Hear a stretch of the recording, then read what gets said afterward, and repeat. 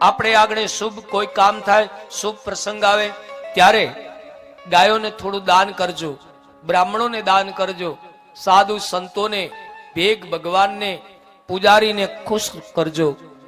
સાધુ સંત કવિરાજ આમને આપવાથી બહુ મોટું પુણ્યની પ્રાપ્તિ થતી હોય છે. એમાં તમારે ત્યાં પ્રસંગ હોય ત્યારે તો ખાસ કોઈ શુભ લગ્ન થાય ત્યારે પણ દાન કરજો.